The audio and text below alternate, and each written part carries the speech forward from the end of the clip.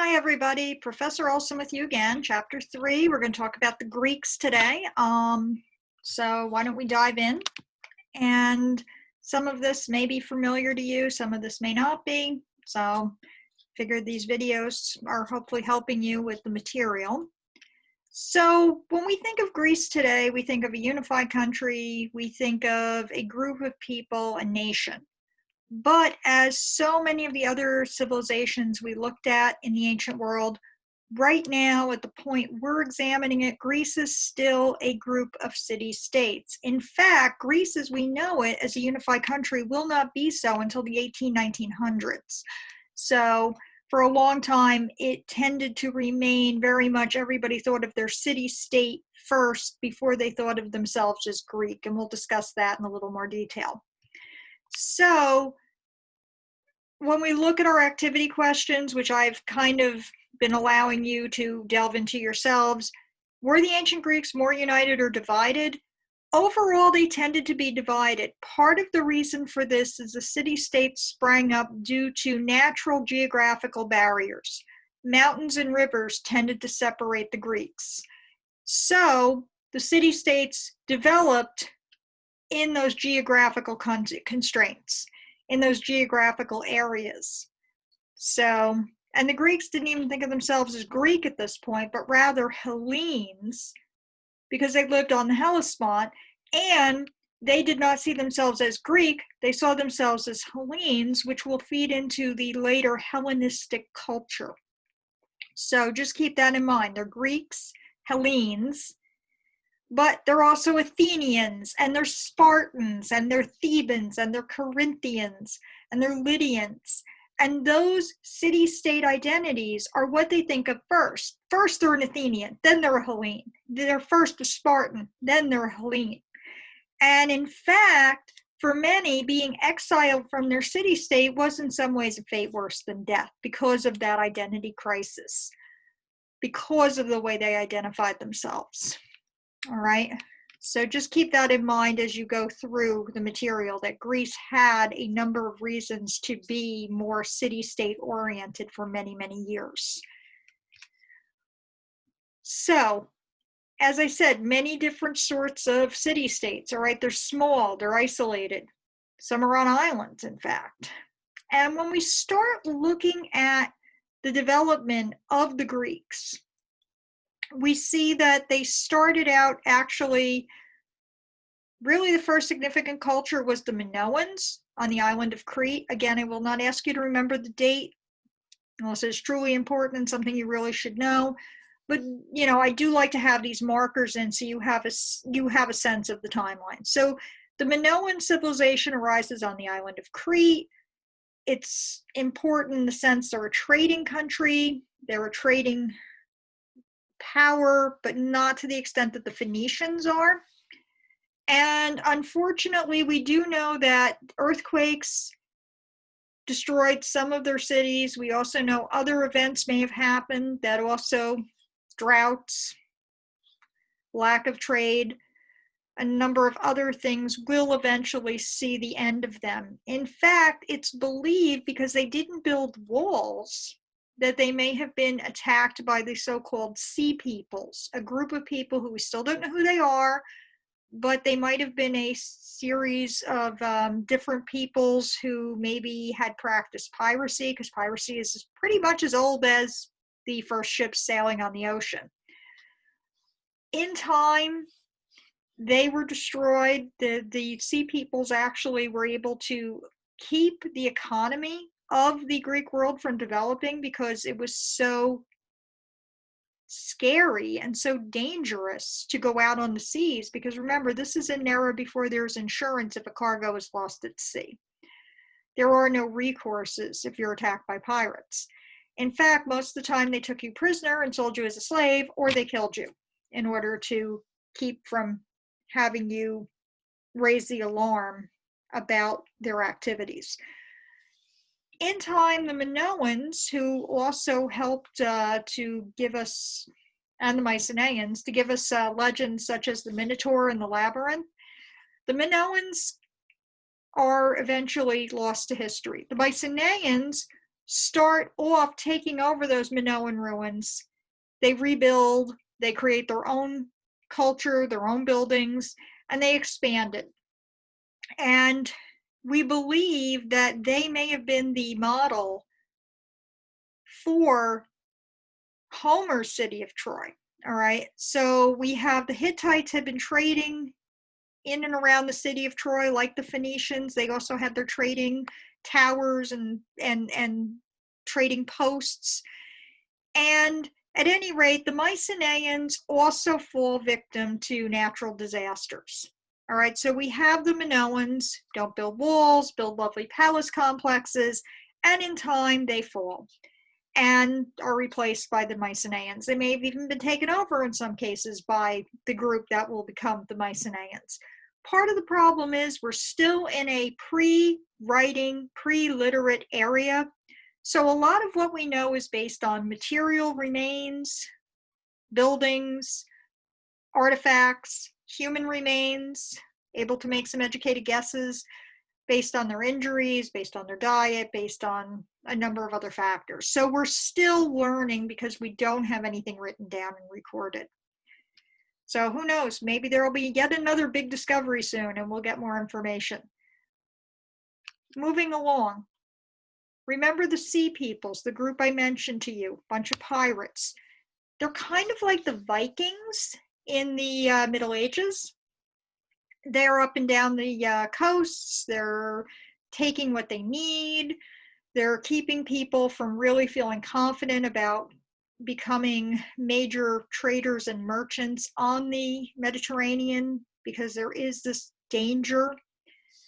And when we call this the Dark Ages, we don't mean they were foolish. We don't mean there was no technology. We don't mean that there weren't some flashes of light, if you will. But what we mean is that economically, there was nothing happening. We have no literacy. We have no records. Things are dangerous and scary for people. All right. But in time, the Dark Ages will pass and there will become more and more rise toward a Greek city-state civilization.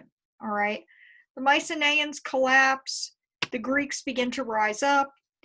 We see them go from bronze tools, which is copper, arsenic, and tin. Think of it as cat, if you will, to iron tools. Remember the Hittites? They gave us iron tools. That's one thing they did give to the world.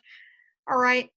And with that, there were more productive farms because people were beginning to go from bronze, which is a rather soft metal, to iron, which is harder, able to break up more soil. So they're able to plow more. They're able to break up rocks and maybe not rocks, but dirt, really hard dirt, and form it into something approaching arable farmland.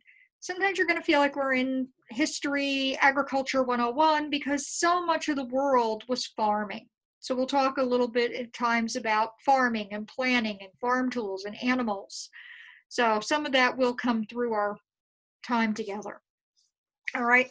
But over time, people began to increase. The population began to increase. The standard of living began to rise.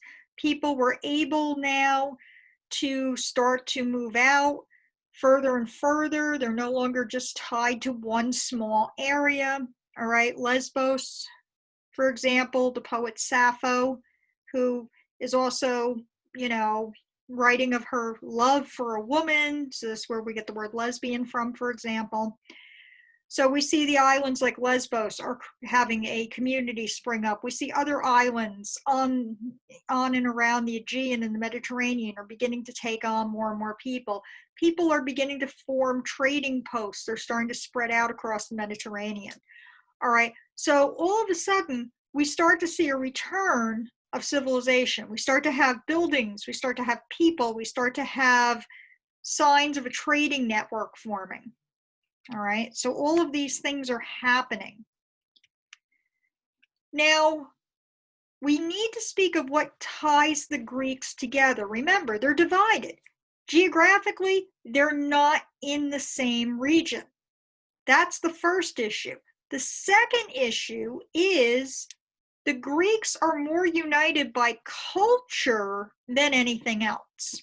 Remember, they have different kinds of governments, different city-states. For example, Spartan is run like a military camp. The Athenians are very democracy-driven. All right. So when we speak of what unites the Greeks, several things unite the Greeks. First, they believe in reason and logic.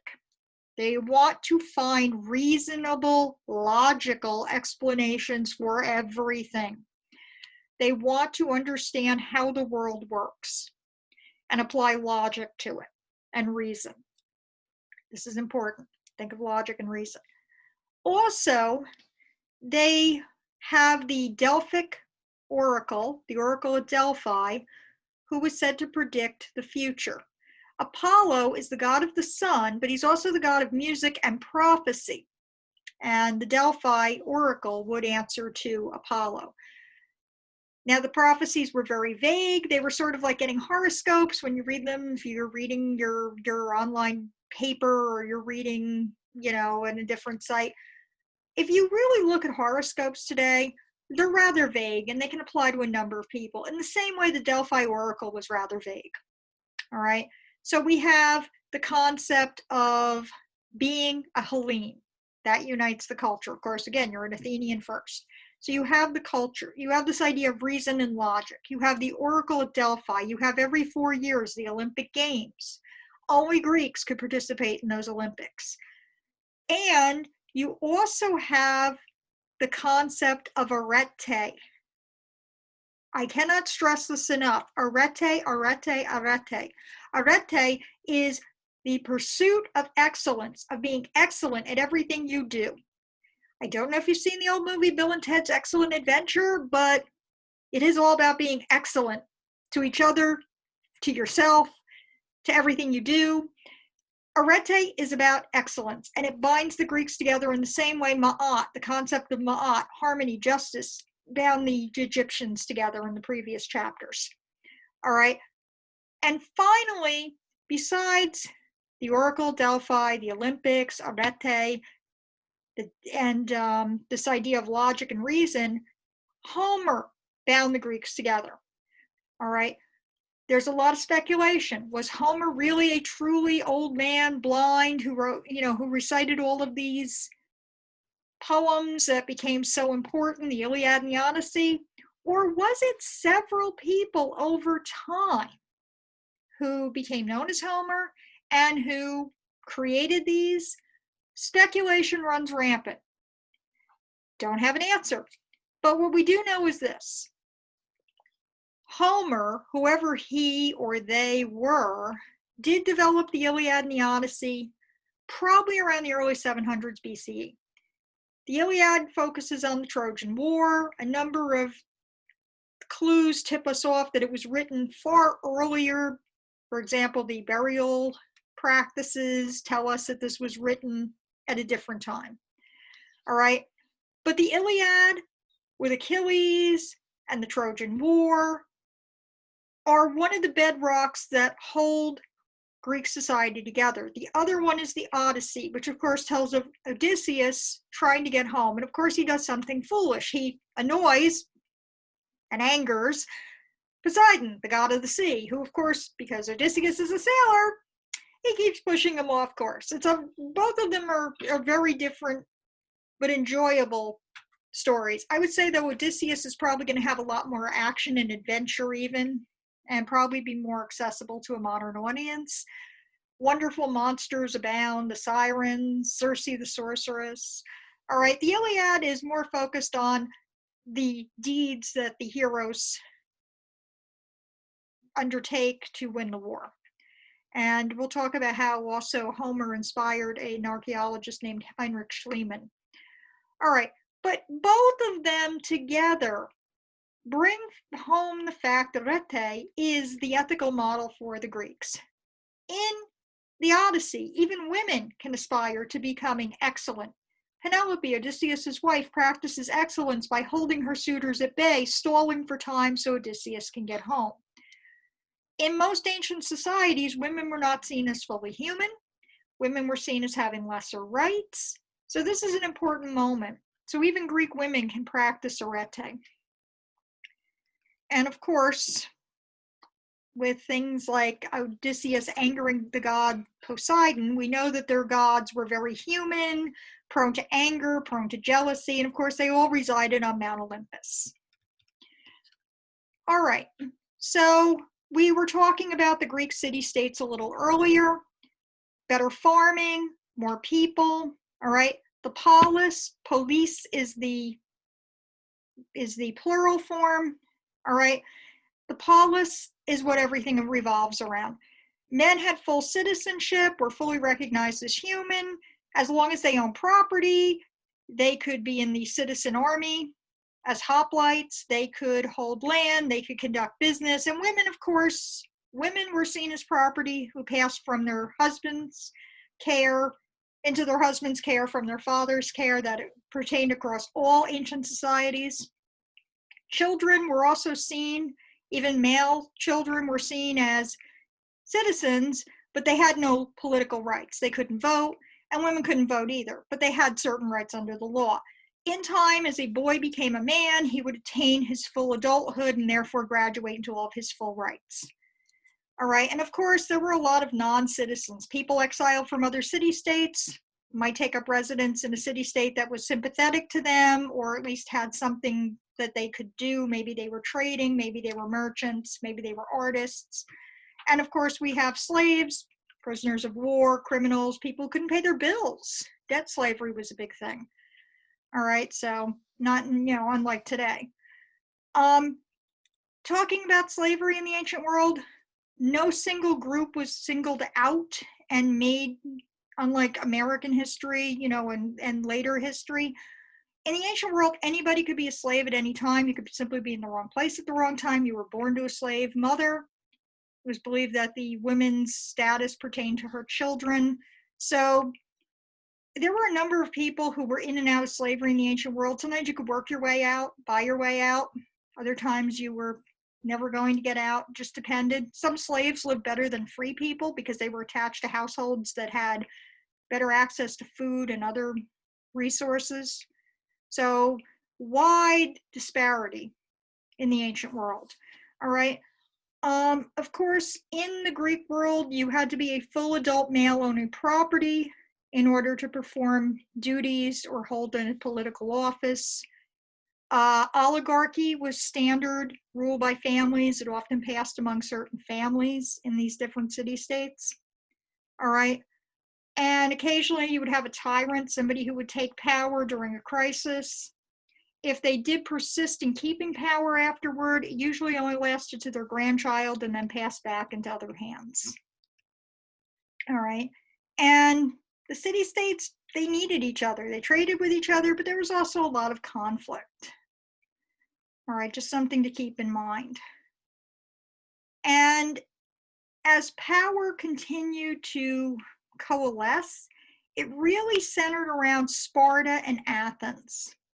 And they had a big philosophical divide. The Athenians were all about demos, democracy, which of course is not like our democracy today. It was all males that were involved. Women had no say in this, and Sparta was an armed military camp, basically. All right, so Sparta had some problems. It needed a breadbasket. It needed to have land and crops. So they actually took over Messenia, and they used that as their breadbasket. And all the people who were living there were slaves known as helots. All right. Lycurgus was the one who turned the city-state into an armed camp in order to keep the helots from rebelling. And the philosophical divide between Athens and Sparta continued. All right.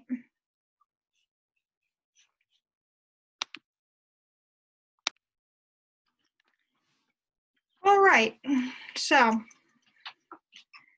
again, Athens, democracy, Sparta, armed camp. Boys started in the military, in the barracks at 7. They didn't fight, of course, until they were older, about 15, 16. Women were taught to hunt, to find dinner, to be strong and wrestle. It was believed healthy women, of course, produced healthy babies. In the rest of the Greek world, women stayed home. They learned how to weave and how to cook if they were poor. So very different philosophies. All right. And of course, over time, their divide continued and grew worse and worse. All right. So just something to think about going forward. And of course, you know, enslaved people had no rights and were prevalent throughout the ancient world. All right. We need to speak of Persia. Persia, if you remember from last chapter, was a very cosmopolitan, very united empire. It was huge. And they had begun to eye Greece as a new area to conquer. Sometimes they would extend offers to have them ally with them, but more and more they became greedy for their land. And in time, those feelings became more and more that Persia deserved to expand.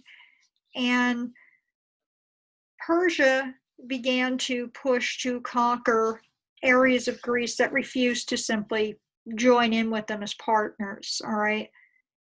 If you've ever wondered about where the word marathon comes from, it was believed that when Persian ships landed, the runner ran about 26 miles to get back and deliver a warning before he expired. All right. And the Athenians were able to win against Persia, in part because of the navy they would build up. All right. And after that, there was the Delian League.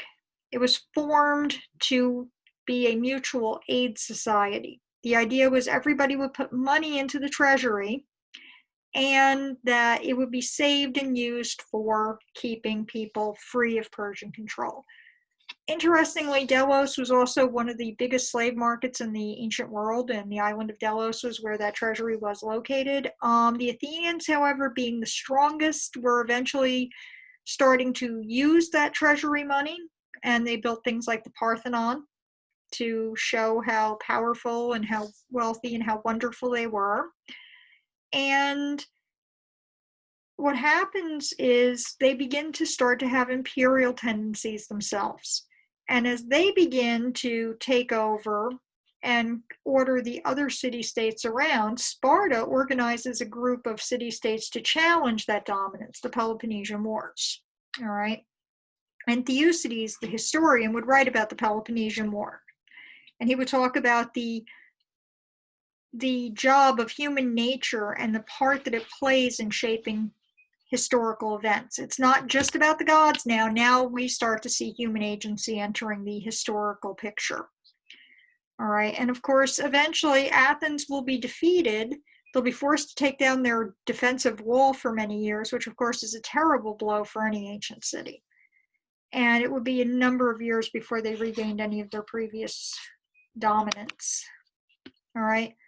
But as we speak of Greek culture, because we did mention the culture was the binding element, Thucydides spoke of the Peloponnesian War. He spoke of the, human nature and our personalities and our desires on the human record. And then we come to Herodotus, who wrote about the Persian Wars. All right. And he also recorded a lot of legends and myths of different groups. So 5 things there. So we have a lot of interesting stories from Herodotus, although a lot of people, even when he was alive, found him to be taking liberties with the historical record. All right. We also need to speak of drama. All right. I don't know. You might have read Antigone, where she actually is buried alive for daring to take her brother's body and give it a proper burial. Speaks to the role of the individual versus their culture. Oedipus, the king, who of course it's a tragic story if you've not read Oedipus. All right.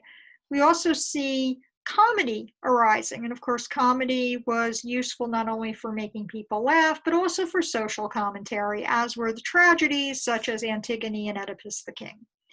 And of course, while the Parthenon was built with those funds taken from the Delian League, it is a wonder of Greek art and architecture. All right, just some things to keep in mind. Again, very hierarchical society. Slaves formed a lot of the, behind the scenes labor.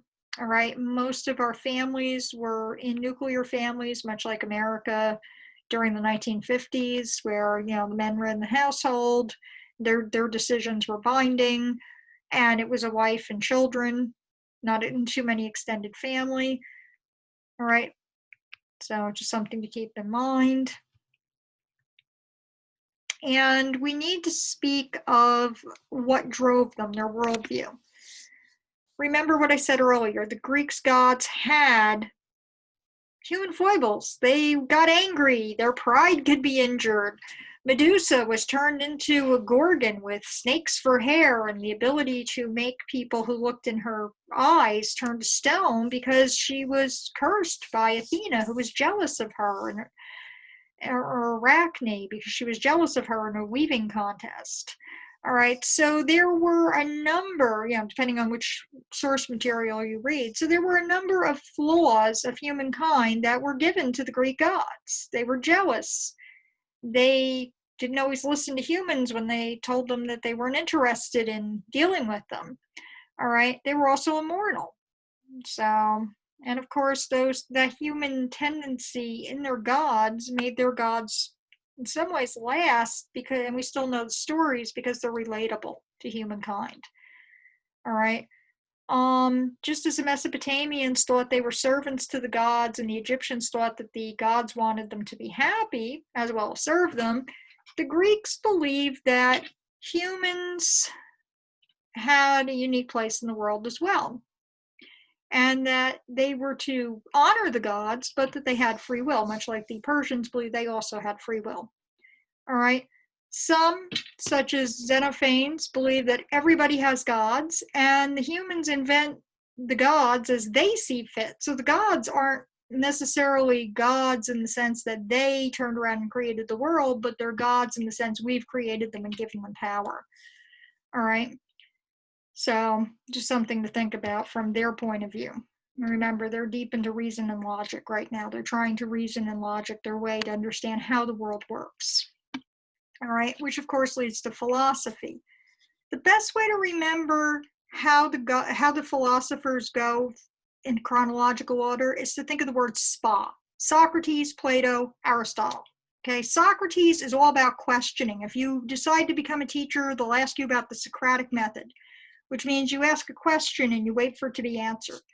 Socrates got a lot of people angry with him for asking questions. He called himself the gadfly of Athens, which is a horsefly, and horseflies are incredibly annoying. So he was basically admitting, yes, he was annoying people, but he was annoying them in order to make them understand why they believed what they did, why they thought the way they did. He never wrote anything down. He was a bricklayer. He was not literate. But his student, Plato, was educated, was of a better social class, and did write a lot of his work down, a lot of his dialogues, and that is how we have come to know Socrates. Now, Socrates died by being sentenced to drink hemlock. He couldn't run away, but he chose to, in a way, answer the final question. He felt that it was up to him to go and answer the final question. So he committed to drinking the hemlock. Plato would go on to give a number of treatises, not just those that he wrote down and distributed from his mentor, but on his own. The Republic, for example, is the first real work we have on government and its role. And Plato also spoke to the role of government. His ideal ruler was the philosopher king. Philosopher, do you think he wanted to be a king? Maybe. So he believed that only a philosopher was truly the best ruler who would truly understand everything. Aristotle cataloged and quantified a lot of things. And in fact, his approach persists even if we look at the way science arranges species and phylums. A lot of that persists. All right. We had skeptics and sophists who argued that truth is ultimately unattainable, or it's better to be skeptical about everything because there are no absolutes. All right. Again, reason, logic. These were the hallmarks of the time. All right. Just some things to keep in mind. All right. And I know we've taken up a lot of time. And of course, this is, as you can see, a statesman who looks very much like a Greek hoplite. He's got the helmet because it was believed that citizens should, of course, all male, should defend their city-state. All right. And as you can see, Greece is not a very large area. Overall, this place that in 75 years had a renaissance and flowering way before the Italian Renaissance of culture and art and reason and philosophy in 75 years really isn't a very large area at all. And yet a lot of our current beliefs about the rights of individuals, how government should run, a lot of this comes from this time and this place. You might have remembered I mentioned the Minotaur, body of a human, head of a bull. The Minoans, okay, the Minoans and the Mycenaeans, especially the Minoans, had rituals involving bulls, and it's believed that the Minotaur originates out of their culture. As you can see, again, small area, and we're still, our archaeologists are still mining these areas for artifacts, still looking for, answers. All right, as you can see, yet another beautiful example of their art. All right, and Achilles and Hector, who of course will fight a bitter battle in the Iliad. I sing of arms and the man.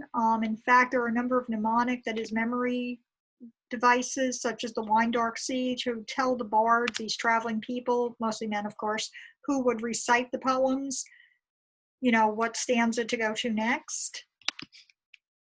All right, and these are the hoplites, as I mentioned earlier. These are all citizen soldiers. They would have been landowners. They would have been invested in the fortunes of their city-state.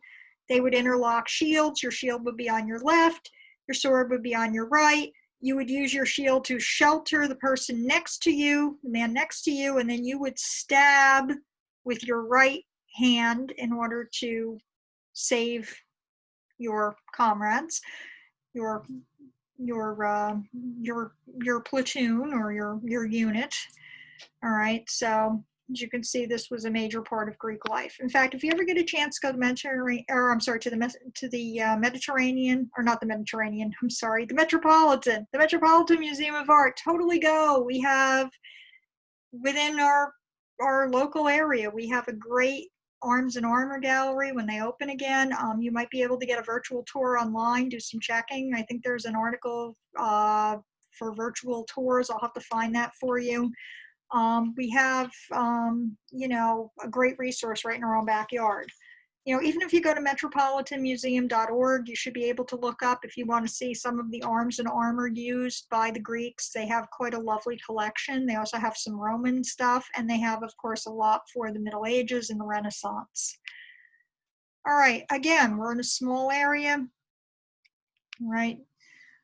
This is the beginnings of Greek art, the Kouros. It's definitely based, as you can see from the static form, on the Egyptian art that we saw last chapter. And there's a comparison. And then, of course, their pottery continues to evolve until we get beautiful blackware. And, of course, their statuary becomes more and more realistic and idealized. All right. If you look at this map, you can see the Athenians, when they pushed out the Persians were a superpower of their day. The fact they were able to get this coalition together and push them out was amazing. Unfortunately for them, though, that while the Persians were licking their wounds, they wanted to come back. They wanted to make the Athenians and the other Greeks pay. All right, so All right, and of course, as you can see, Athens tried to dominate until the Spartans quelled their imperial ambition, but it did leave an opening. It did leave a vacuum, because as we're going to see later, Philip decides that the Greeks need to be unified, and he wants to go and lead an army into Persia. All right, and just here, as you can see from some of the slides, we're looking at the amphitheaters. They were engineered in such a way that actually helped carry the voices of the actors, and people would go, both men and women. They might be seated in certain areas together, not separated, not mingled, and they would watch the plays of the time. Masks were common because obviously if you're seated far away, the mask helps you to identify which character is which. All right, and as you can see, here is the Acropolis. There's still argument. The friezes, the reliefs, of the different scenes that used to run around the top of the Acropolis were taken by Lord Elgin in the 1800s, claimed that they needed to be removed for the safety because it was during the Greek Civil War when they were trying to get their independence back. And they're still in the British Museum, and of course this raises a lot of arguments about who do they belong to? Shouldn't they be returned to the Greek people? The British are still refusing. The British Museum is still refusing to release them back to the Greek government. There's been a lot of argument about this. There's been a lot of argument in general from archaeologists because, of course, who owns history? The ancient Greeks are no longer here. The modern Greeks are here. So since the Athenians are gone and now we have Greeks, are they necessarily the same people even though they reside in the same geographic area? And I know some people might be thinking I'm splitting hairs, but think about it. They don't believe the same way. They don't have the same meaning for the modern Greek that they would have for the ancient Greek because they're not worshiping Athena. Also, during the Gulf War, a lot of artifacts were removed for safety because there were a lot of bombings going on. Should those artifacts be allowed back? There's been some argument about that. Even in our own country, we have the NARA Act, Native American Repatriation Act. Should all of the bones in all of the museums that have been proven to be Native Americans be released back to those people? But then it becomes a question of which tribe do they belong to? So there's a lot of argument about ethics in archaeology. And one of the questions on your test deals with Heinrich Schliemann. Heinrich Schliemann truly believed Homer, truly believed that Troy existed, and went on a quest to find it. He wound up treating with the Ottoman government, which at the time controlled what is now modern-day Turkey, and he made an arrangement with them that 50% of everything he found would be split with their government. He reneged on the deal. He actually fled with hundreds of gold items that he recovered, jewelry, and a number of other artifacts. He destroyed the site by sinking a 30-foot shaft recklessly, going through a far older civilization, destroying whatever he found there to the point where no archaeologist can really recover it. And of course, that has led to a number of ethical questions which have been asked over the last century or so about the ethics of archaeology, coming up with less intrusive methods. And in fact, now a lot of the work is done with ground penetrating radar instead. There's actually a gladiator school that was found recently near Vienna, Austria, that probably will not be excavated for a long time because the buildings might be too fragile in some cases to be brought back out. But with the benefits of the ground penetrating radar, we can at least see the buildings, what's left of them, understand the floor plan, and maybe gain some new information. Archaeologists are becoming increasingly concerned about digging things up. I mean, Pompeii gets many visitors every year, and the buildings are actually falling into disrepair from all the foot traffic. Same thing with the Forbidden City in China. There's been talk about making it off limits to visitors. So these are some things to think about as we go through the course. All right, and of course, as we can see, the statuary again, this is how archaeologists work. We have to work with the sources we have. As you can see, it's very realistic, but it's actually idealized realistic. All right, they don't show all the blemishes, they don't show the wrinkles. We're going to get that with the Romans, though. The Romans are going to appropriate the style, but they go with an idealized look. Again, the blackware in the Olympic Games, more blackware. And of course, women spend a lot of time weaving, so what she has in her hand is an implement to weave with.